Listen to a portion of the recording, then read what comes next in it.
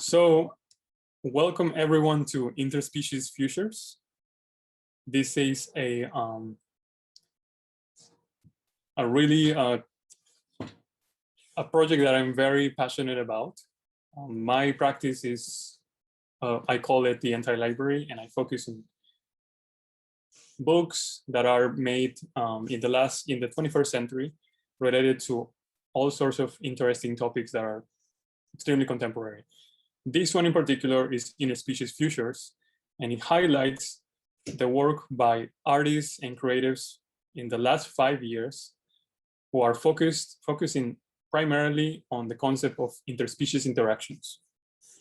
So this collection is technically the first survey of this type of works. They are all inspired by conceptual art methods, the CRISPR biotech method, emergent technologies such as VR, artificial intelligence, machine learning, 3D printing. And what is quite fascinating about all of them is that they have turned to the book, which is one of the most ancient technologies, as a way to tell their stories. As we all know, we are in a very, very complex year. 2020 was basically a pandemic year because of COVID-19 itself, pandemic caused by an interspecies transmitted virus. So I believe it's very important to document these works and present them, because all of them represent a moment of imagination and fragility in the mind of creatives as we move ahead in the 21st century, and as we start to question what is our role in nature and how we coexist with other species. So here you can see the space. There are two large tables, and we're going to start with the first one, the larger one. In this table, we are featuring 9 books, and all of them were designed and published between the years of 2017 and 2019. The first one we're going to highlight is called Sink, a Mushrooming Ritual by Baum and Leahy, which are a duo from the UK. This is part of a really interesting collection by the Institute of Queer Ecology, which is based in the United States. They made an open call in 2018 to artists around the world to produce zines or objects on the theme of common survival between humans and other species. The project I'm highlighting is called, as I said, Sink, and it talks about a healing ritual for the common survival of honeybees and humans. And it is practiced by a fictional group called the King of the Myco Hive. And the idea is that if you consume the reishi mushroom, which you can see some fragments of this dried mushroom, you will be able to extend your lifespan and reduce the effect of viruses. So this is a material that is used both by bees and humans as a healing element, and it's all from nature. By drinking this remedy, you are partaking in an ancient healing process practiced by both bees and humans for thousands of years. And you are performing a multi-species melting, transforming the properties of the mushroom into your own body. You're aligning your body with those of your companion species, seeding the movement of planetary healing and common survival. The second project I would like to show you is called Tiger Penis Project, and is developed by Kuang-Yi Ku, a bioartist from Taiwan who is currently based in the Netherlands. This is a project he created as a master thesis project. He is originally a dentist and became quite fascinated by bioart and design. So this is the first sort of materialization of these strange worlds that he lives in. With this concept, he he presents the idea or proposal of eliminating the concept of traditional Chinese medicine, which relies on killing animals. It relies on taking parts from different animals and use them as a healing material. So he proposes to create synthetic tiger genitalia on a laboratory. That way you completely bypass the intrusion into the life of an animal, but getting the same symbolic sort of properties that you will get in traditional Chinese medicine. So this project is also subtitled Hybridizing Medicine, because in these sketches you can see a lot of experiments that he did into what happens if when you create a synthetic medicinal organ, can you start incorporating parts from different animals and therefore exacerbating new properties that are have never been imagined before. These are some 3D printed models. Theo right now is holding what is the tiger penis model. And yep, it's an incredible proposal, I believe.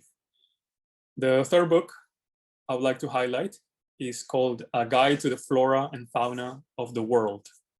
It is a box set designed by Robert Zhao from Singapore in the year 2013 originally, but this version is the 2018. He created an institute called the Institute of Critical Zoologists. And in this work, he documents 55 various animals, plants, and even environments that are all manipulated by humans and that do not, but somehow don't appear to be. For example, most people don't know that goldfish are actually, in some ways, a fictional species because it was created by selective breeding thousands of years ago. So in the taxonomy, in the world taxonomy, it's very complicated to place it in the natural kingdom. So he highlights, for example, the zebrafish and the fluorescent fish, which were created in America as a novelty. So kids can buy little fish that can glow in the dark. And some of these are actually completely made up. But the fact that he put them all in the box creates a feeling that maybe this is an alternative reality, or maybe this is what really is out there.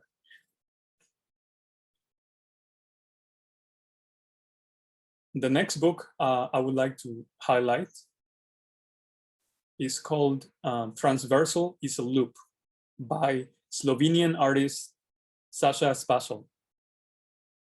The booklet is actually part of a record label called Kamizdat, and it shows her experiments with crickets and how she aims to help them be heard in a different plane. She mentions that this is a sonic entanglement. And in collaboration with her, they create an interspecies sort of communication. What is fascinating about this booklet is that, as Theo is presenting you, there are a lot of images that are almost like abstracted version of the animals. They almost look like sound waves. And he will show you now that there is a possibility of taking the elastic band, and actually there is an invitation in the book to remix the pages, the way you remix music. So you can grab any pages, any of this visual representation of the crickets, and completely shuffle them and create your own visual experience to accompany the music creation. At the very end of the book, there is a USB drive called Transversal is a Loop, and you can connect it to your computer and hear the entire soundtrack.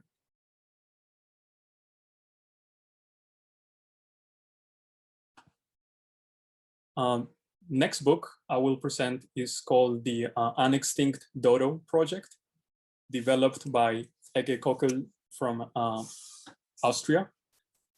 This is part of our thesis project under the Design Investigations program. And it almost works like it looks like a hardcover binder that perhaps brings to mind a corporate catalog, because it presents the idea of bringing back dodos, which is birds from that were extinct a few centuries ago. And the concept is, what happens if a company or a corporation can bring them back to life as companion species? Can this document that Theo is holding in his hands predict a future wave of pets, novelty pets that are de-extinct? So this book basically explores what it means to bring back an extinct species. Whether that's dystopian or utopian, we can all remember that this is a concept that was introduced to the mainstream with the project Jurassic Park by Michael Crichton. So I believe this is not too out there. Perhaps this can happen in a few years or a decade. Up next, we have a catalog of a show, and it is called Termite Economies. The project is by Australian artist Nicholas Mangan, and the project stems from an anecdote of Australian organization called the CSIRO, who were researching termite behavior in the hope that the insects might show them a way to find gold deposits in the earth, on Earth. And perhaps it works as a proposal to exploit natural activity of these insects, of these colonies, to find new ways to create economical opportunities by using their swarm intelligence and the way they operate under the earth. As you can see, it's a fold out, and it becomes a really beautiful poster presenting the story and sort of speculative depictions of what these how these insects can be used for these purposes. The next one I would like to show you is called Anemia Bivie by Finnish artist Jana Sutela. This is part of a experimental record label from Berlin called PAN, P-A-N. And in this particular exercise, Jana explores what it means to create a more than human language. So she's creating a mash, a combination of a neural network and audio recordings of an early Martian language, and even microscopic footage of bacterium, extremophilic bacterium that can survive on Mars.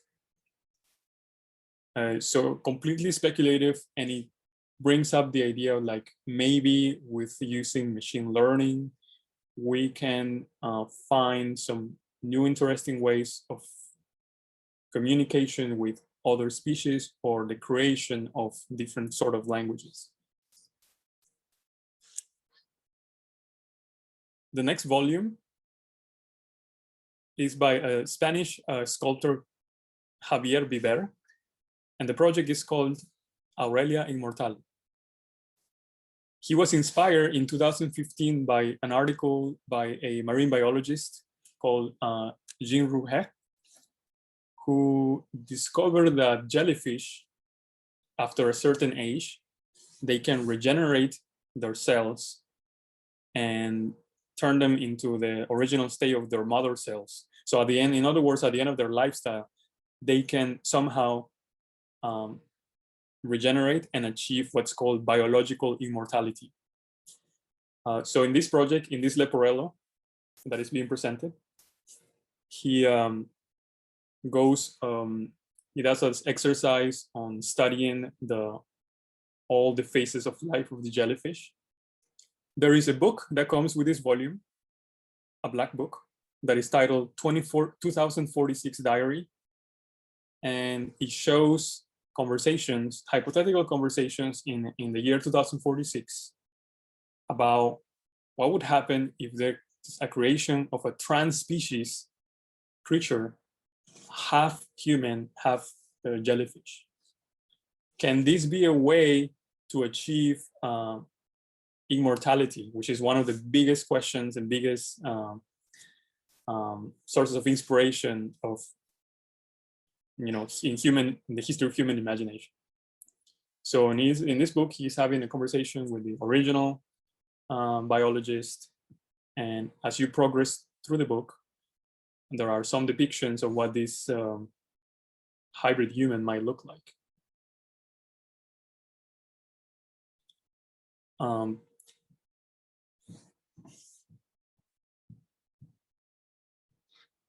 Yes, so we can see some studies, and it is a completely fascinating book. And for me, even the fact that it was by a sculptor who just happened to be fascinated by this, it makes it very endearing.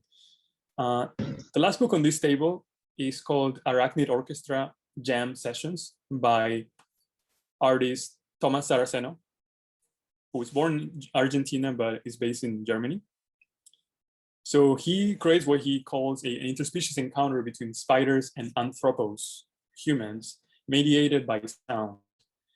In this book, he's exploring their sophisticated mode of communication through their vibrations.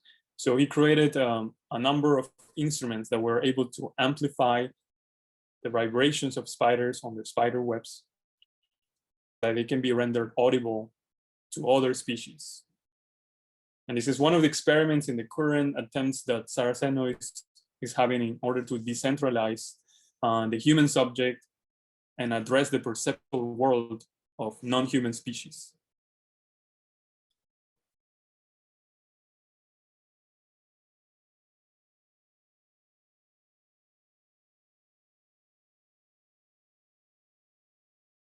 We will now go onto the second table, which features something I am completely excited about, which is books that were commissioned specifically for the show and that were all published this year, 2021. This means that they were all in the pandemic year in 2020.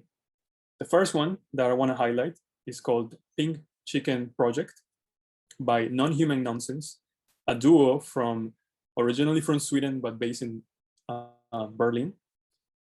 This book is an edition of one, and it follows a project in which they suggest using a novel biotechnology called gene drive in order to change the color of the entire species Gallus domesticus, or chicken, into pink.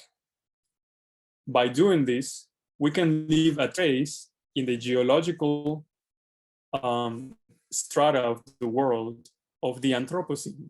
So in thousands and thousands of years into the future, we might be able to observe a layer of pink bones, which represent the moment when humans were able to alter the code of life. There is a flipbook, a beautiful flipbook at the corner of the book that was developed in collaboration with Claudio de la Torre from Backbone Books, also depicting the life cycle of the chicken from the egg to adulthood and to the end. I find completely fascinating the sort of essays that they picked. There is even one about the color pink and how it is being used by activists as a really strong color for protest in history.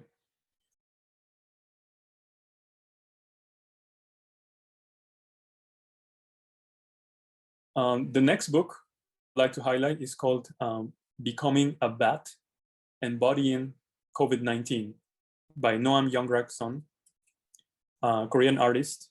based currently in Belgium. This book is very particular as it is designed on a black paper with a black ink. The reason is because the artist wanted to create an experience that is harder to by humans, but perhaps easier and more interesting by other species who have different visible spectrum, visual perception, and even maybe operate on a scent via scent. So the book talks about is a criticism in some way of connecting the sort of racism that existed in this year towards Asians, and connecting that to the sort of animosity we have now to other species like bats. Bats, they are natural animals who naturally carry virus, but that does not make them an evil creature. It is just their nature. So in the book, he talks about a speculative idea of like, what if we are able, if virus becomes a commodity, what if there is an economy surrounded in virus? You know, can then a bat become a precious creature? There are two versions of this book, one that he's holding, and the second one that comes with a clip and a disclaimer. The next book, it's a monster of a book developed by Christopher Oram from Denmark. This book is a complete trip. It's inspired by the signal crayfish, which is an invasive species in Denmark and many parts of Europe that is originally from the United States. And he used repurposed and recycled plastics and also fishing line material to create this 3D printed cover. So the book, it's quite pataphysical, it's quite realistic, because he starts to imagine having conversations with the crayfish, starts to have fears, paranoid fears of being observed by a crayfish. There's a relationship between the crayfish as an invasive species and wireless networks as invasion of privacy. So he maps out all of the fictional spaces in perhaps Denmark, fictional islands. There are a lot of very interesting moments. He talks about, at some point, he imagined seeing in a commercial a basketball team that were called the Crayfish, you know, crayfish team, but he spent time trying to find it online, and it turns out it never existed. So it's these surprising moments that really question the moment, what is and what is not fiction. And in his own words, he says they have something to teach us about how to live in a world where the combined weight of all plastic bricks and other things made by humans outweigh all animals and plants on the planet. Crayfish hold the promise of a world where humans and non-human creatures and systems might develop in concert rather than opposition. The next book I would like to highlight in this table is Theory of Mermaid De-extinction by Richard Pell, Dr. Richard Pell from the Center for Post-Natural History. Dr. Pell developed this project as it really feels like an investigative dossier.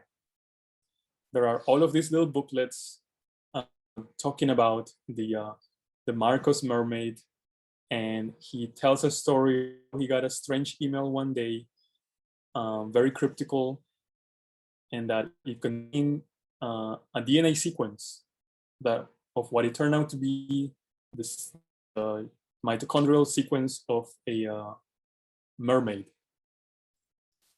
So the book gets really deep into this mysterious encounter and mysterious situation that even at the end, he receives a package with a Fiji mermaid who is half orangutan, half fish. And it really is an exercise on false positives. You know, these kind of sightings that provide a tool for exploring the epistemology of science, an object of study that have the power to penetrate the hard shell of certitude. The book is completely fascinating, and it was made in a binder that I believe he got from his grandfather, that is from the 30s. So if you were to find this document in some person's bookshelf, completely disrupt your sense of reality. Non-Flowers is a book by artist designer Thomas Pausz from Iceland, originally French but based in Iceland. This book is a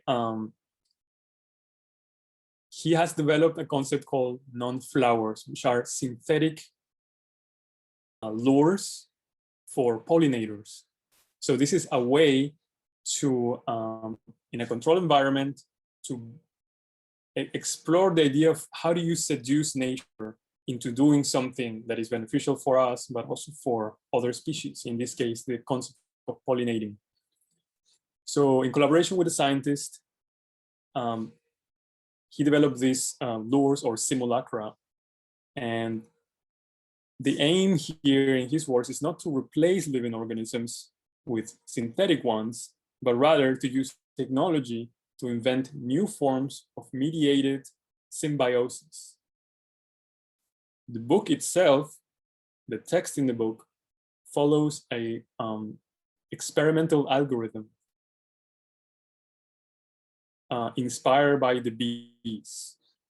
So the way the letters are arranged, it's always changing. And to me, it reminds me of like the erratic nature of the flight of these insects.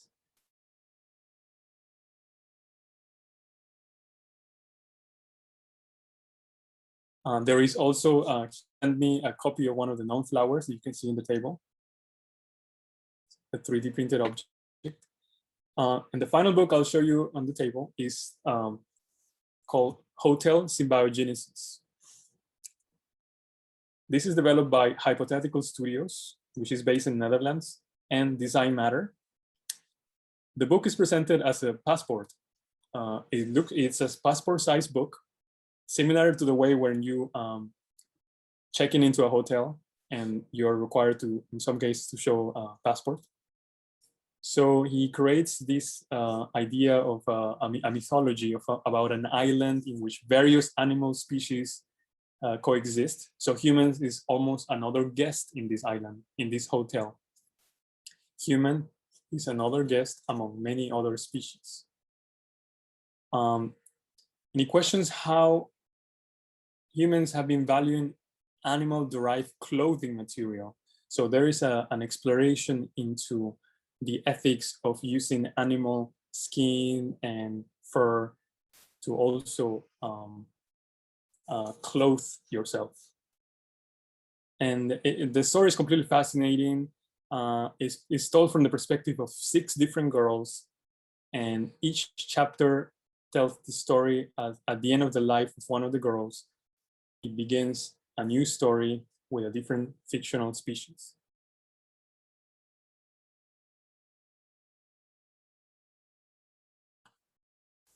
So these are the 15 main books that I am featuring in the show. And now we're going to see the illustration on the wall, which was commissioned to French artist Sami Stein. And it depicts in a circular arrangement, different sort of species and technological devices. The concept being that we live in an entanglement, and the circle is the perfect way to express that, because there is no hierarchy in a circle. We are one more organism, and we are 0.01% of all types of organism on Earth. The circle also represents the human eye or the animal eye, the petri dish, which is a symbol of biotechnology, but also a telescope lens or a microscopic lens. The next part I would like to show you in the space is a special highlight on 3 moments that I consider very significant in the history of interspecies related publications. The first one, all the way to the left, is what represents the moment called speculative zoology. This book is called Green World and is created by Dougal Dixon, a Scottish scientist and artist who is known to be the father of speculative zoology. He started in 1981. He published After Men, A Zoology of the Future, and in 1888, The New Dinosaurs, An Alternative Evolution.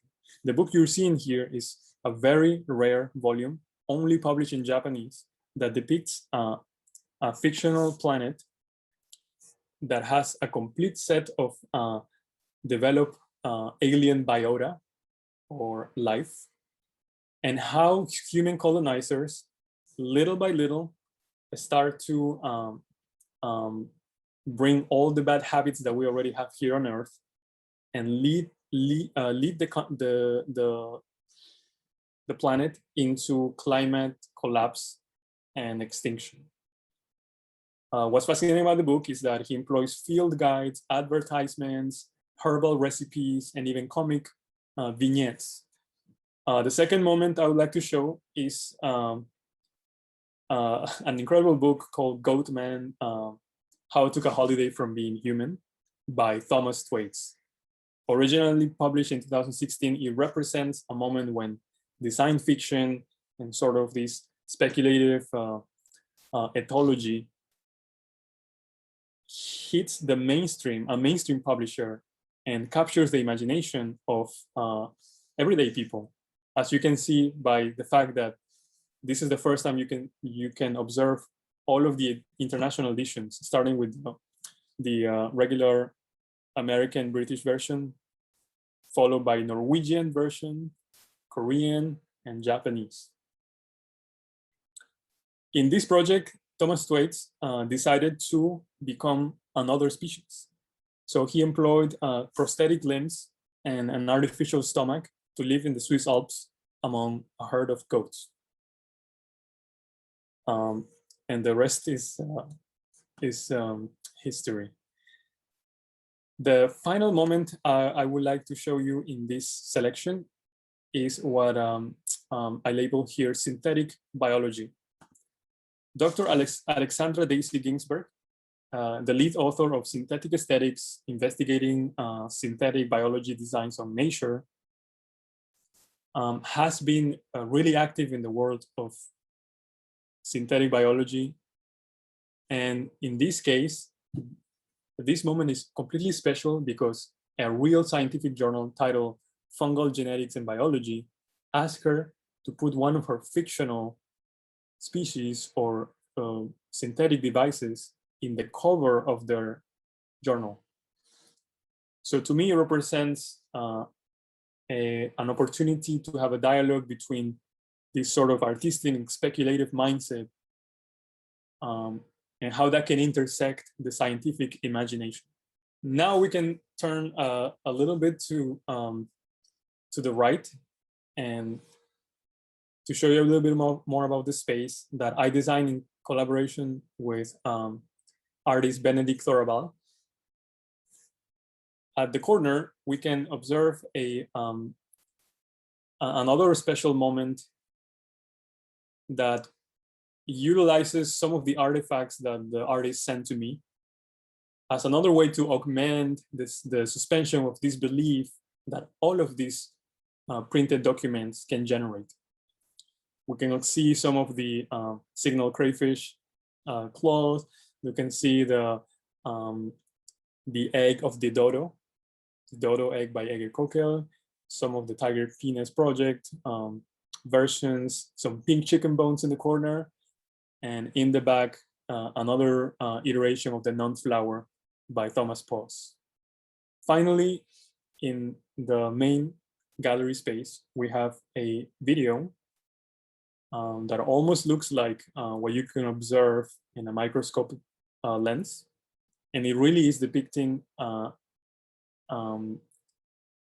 zoomed in version of the printed pages that you have seen in the entire collection. Finally, I would like to show you one more space here for the show. And this is what I call the Interspecies library. So my intention is for this show to continue as an archive. So this can be the first archive dedicated to the preservation, curation, and advancement of artist books, focused primarily on more than human perspectives. The collection really what it's trying to do is aspiring to reflect a diverse range of ideas and attitudes by humans towards other species in an increasingly synthetic and simulated century. We can see books from all of them designed and created in this century by very contemporary artists such as Katia Novitskova, Burton and Nita, and different photographers, designers, and even a reissue of John Cage, A Mycological Foray by Atelier Editions. So if you get a chance to visit the space, these are all free to browse. And it just creates another opportunity for you to immerse in this world of interspecies related publications, which I can see becoming a very fascinating collection for future generations to browse. So that is all I have for this virtual tour, and I am more than happy to be to open it up for some questions or comments by any of you.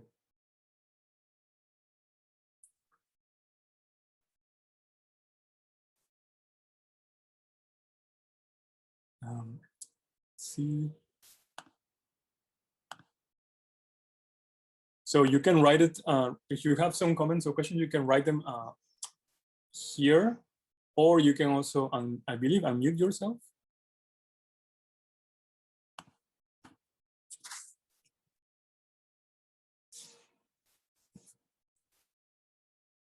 Where, what were the green modules on the wall? Okay, the green modules is just, wow.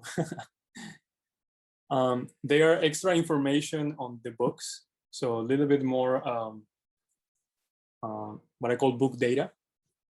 So people can understand more like how they are made, what are the materials, the dimensions. So it's just another opportunity to engage with the artifact, the books as the artifacts that they are. What is my favorite book in the exhibition? Asks Melissa Farran.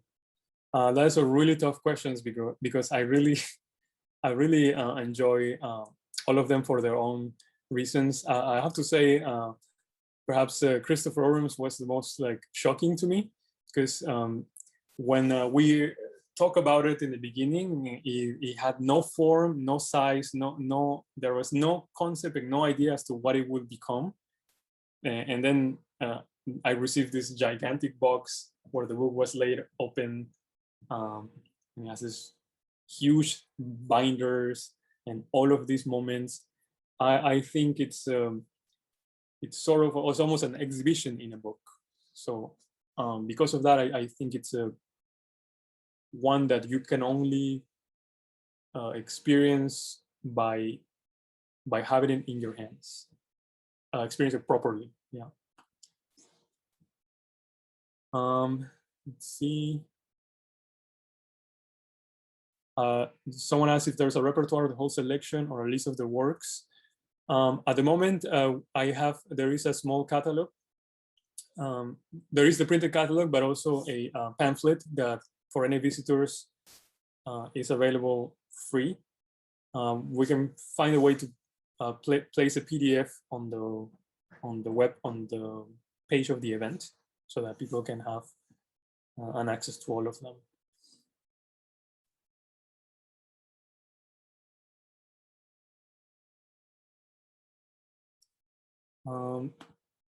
Yes, I think, is there any other questions? Does anyone want to like jump in? Christopher? Anyone? Is it, let's see if I can. Question is, where can we order the catalog? We can, if you go to the main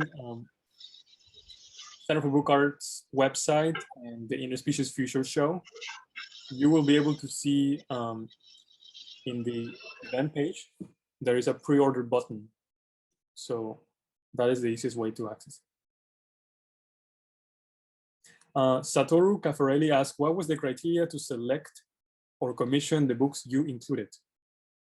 My main criteria was that they were all made in the last 5 years, because I really wanted to show that, for example, in the beginning, I considered just showing 10 books, but it was important to show at least a larger number, like 15, because a number like that shows that this is not random, but it's rather a pattern. It's a pattern of international artists from different parts of the world thinking about the same issues. So my criteria were designed in the last 5 years, and then dealing with a speculative or alternative or fictional ways to imagine our relationship with other species moving forward. And then I also like to tell you guys that there are a few events coming up. So, for example, we have one that I'm really excited about this Friday. Dougal Dixon, the author of Green Worlds, will be presenting an overview of his speculative zoology collection of books. What I call fictitious. Actually, the name of the event is Fictitious Examples of Factual Processes. That's this Friday, April 30 at 1 p.m. Then there is an incredible panel on May 21st at 1 p.m. with all the artists from the second table. So all the artists that created books specifically for this event. And we're going to talk about what it means to design a book about interspecies during a pandemic year, 2020, and a pandemic caused by an interspecies transmitted virus. So this will be quite an incredible conversation and debate and dialogue. Then we're going to have on June 10 a conversation between myself and Claudio de la Torre. We will talk about the making of the Interspecies Futures catalog. There are a lot of moments and Easter eggs and surprising editorial decisions that went into the creation of this catalog. And that would be an opportunity for you to really explore what that means. And finally, we'll have a talk on June 17 called De-Extinction, Mermaids, and the Future of an Interspecies Library. I'll have a conversation with Richard Pell from the Center for Post-Natural History about his project, and also about what it means to create an archive of interspecies related books at this stage of the center. I think there's one more question. This says, yeah, it says, have you noticed any trends regarding where these works are emerging from? This is by Juliet Fonseca. From example, I noticed several pieces are from artists that live in or are from Europe and Asia. If I'm not mistaken, one was made by a Latin American artist. Wondering if you've noticed a greater interest in certain areas of the world, and if you have any thoughts on why this may be. That's a really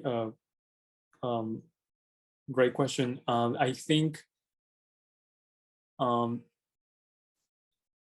I try to find these sort of moments in Latin America, but I couldn't find many beyond the Thomas Arceno, who is Argentinian. But that's not to say that they don't exist. It's perhaps I haven't found the right channels to look for them. And that is a really, really provoking question, and something I would love to do.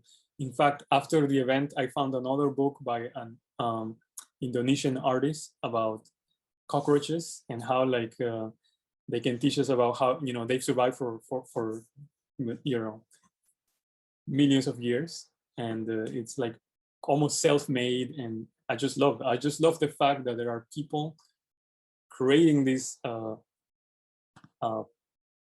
you know, publications. Nobody's asking them to do them necessarily, but they just feel compelled to express this research in a format that anybody can understand, which is a book.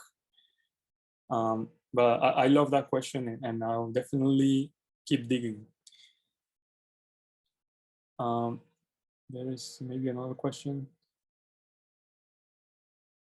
What's next for this show? Will it go on tour or future commissions? I would love for this show to have to have an iteration of this show, perhaps in Europe, being that a lot of the artists are from there, and it would be really fair for them to be able to have them closer. And also to generate another different type of conversations. I think it's incredible, and I'm very, very thankful to the Center for Book Arts for this opportunity, because I believe this might be the first time that this world of speculative design, bioarts intersect with the book arts. And I'm so thankful for the opportunity to present this to this community.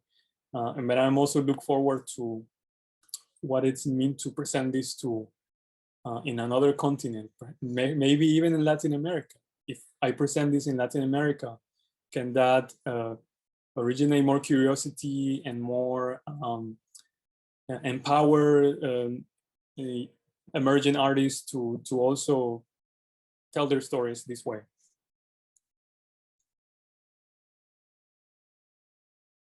Come to Denmark. Yeah, I would love Denmark.